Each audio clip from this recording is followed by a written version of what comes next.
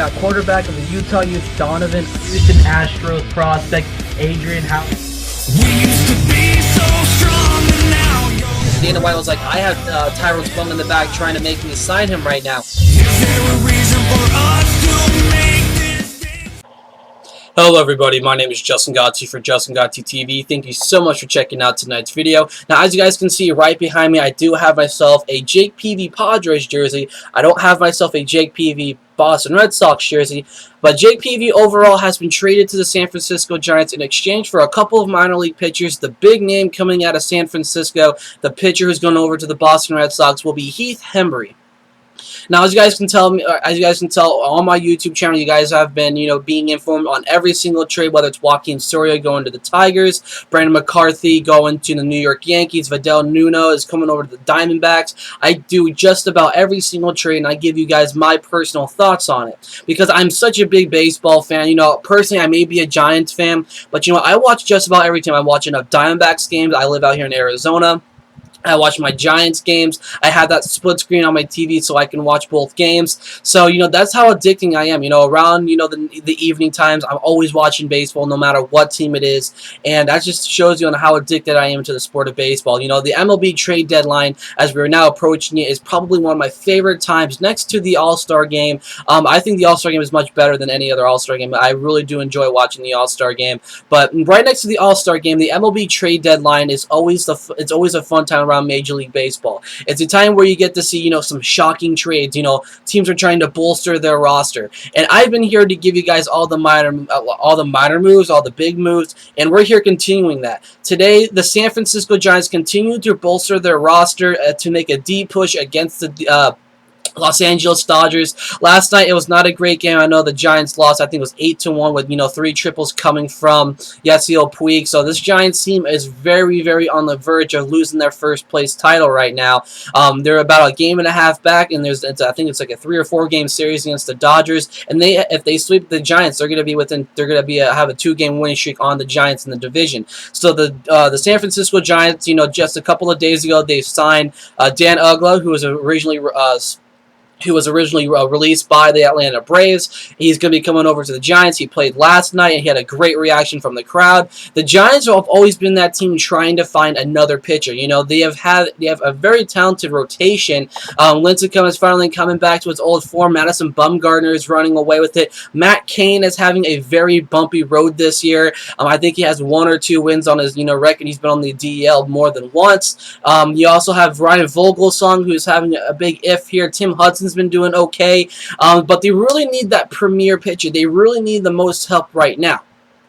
Now, when you're really looking at this, how does Jake Peavy fit the mold here? Jake Peavy, you can trust on Jake Peavy coming back into the National League. When you look at his numbers back with the San Diego Padres, it was just numbers where it was, Cy Young caliber. Do I think he's going to be coming over to the Giants to have Cy Young caliber numbers like he did back in 2007, 2008, and including when you look at his 2004 and 5 seasons? Those are the big years in Jake Peavy's life. That was where his prime of his career was. Those were the years where he had, close to 200 strikeouts. I know he had 1 year that had 200 strikeouts, or 3 straight years at 200 strikeouts. That was 05 to 07, and he just ran away with that. He was already, in first or second place for the Cy Young votings those years, and he's, since leaving San Diego, he has not lived up to the expectations of formerly being a Cy Young candidate. He went to the White Sox in a deal, and he was, having a bit of a bunch of issues over there in Chicago where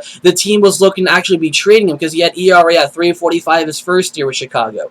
He also had an ERA the following year at 4.63. And then, the final 2 remaining years in, Chicago, he continued to have a worse year in 2011.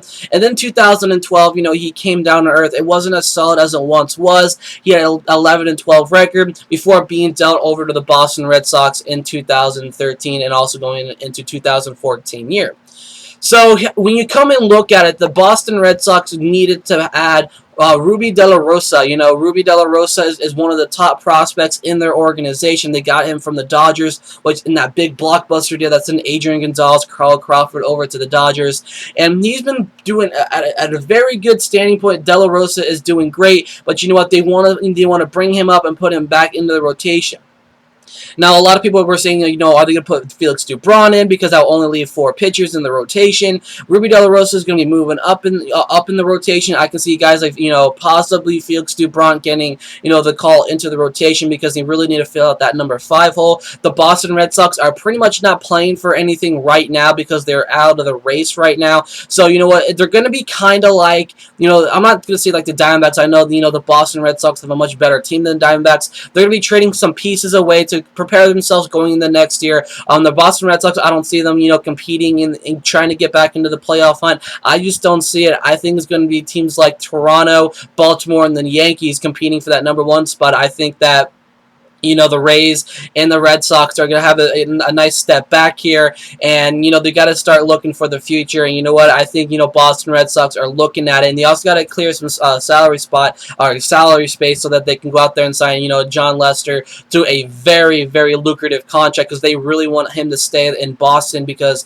you know, he's been, you know, overall dynamic. So, you know, Jake Peavy being parted from the team is going to help with their salary. You know, the Giants will be taking him on, but they do get a great pitcher in Heath Hembree. I've been speaking, you know, very little about Heath Hembree. If you guys know much about me, I am a diehard prospect fan. I do a lot of my information on prospects. I've always wanted to be a scout for the longest time, but you know, I've always felt that, you know, I can become a writer, I can become a broadcaster. I don't mind where I go, whether it's, you know, Major League or minor league baseball, because I love talking about the prospects, you know, doing some information on them. And, you know, Heath Hembree has been an excellent source of like a future closer. You know, I'm not going to say he's going to go out there and wow you and have, you know, the kind of arm that, you know, Mariano Rivera had back in his days. He's not going to have, you know, the athleticism and the excitement, kind of like how Francisco Rodriguez has. But you know, he's going to be a guy who's really mellow, and he kind of reminds me a little bit of Addison Reed of the Arizona Diamondbacks. So Heath Hembree.